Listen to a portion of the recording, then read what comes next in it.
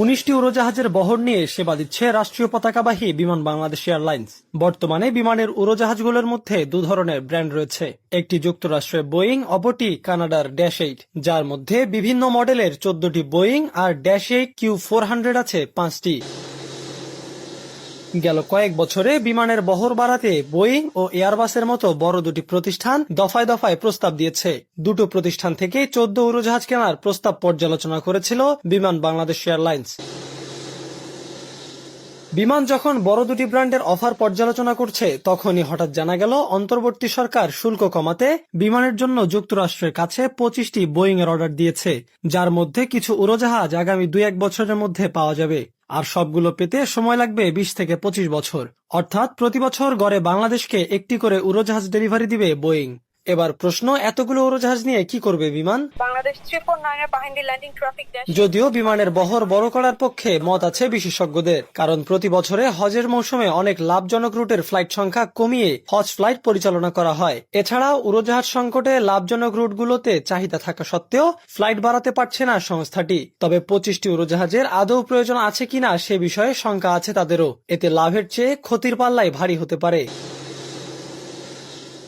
বর্তমানে একটি brand new Boeing 737 মডেলের বিমান $70 মিলিয়ন এবং বোয়িং 777 মডেলের বিমান $150 মিলিয়ন বিক্রি হচ্ছে।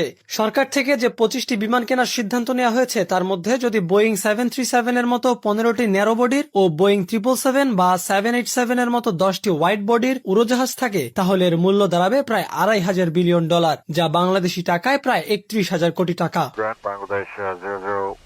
এটা তো গেল শুধু কেনার খরচ। এবার আসি ফ্লাইট ম্যানেজমেন্টের বিষয়ে। 25টি অতিরিক্ত উড়োজাহাজের জন্য দক্ষ জনবল, প্রযুক্তিগত সাপোর্ট ও দীর্ঘমেয়াদে ফ্লাইট প্ল্যান দরকার পাইলট, ক্রু ও তাদের প্রশিক্ষণ। একটি বড় বহর চালাতে প্রতি বিমানের জন্য অন্তত 8 থেকে 10 জন প্রশিক্ষিত পাইলট প্রয়োজন।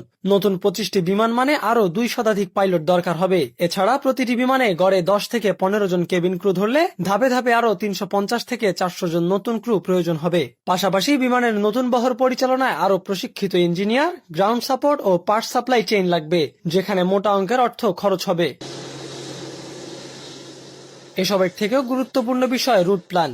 বিশ্বের 70টি দেশের সঙ্গে বিমান চলাচল চুক্তি থাকলেও বর্তমানে এয়ারলাইন্সটি ফ্লাইট চালাচ্ছে 23টি রুটে। সম্প্রতি যাত্রী না পাওয়ায় ঢাকা নারিতা ফ্লাইট বন্ধ করে দিয়েছে প্রতিষ্ঠানটি।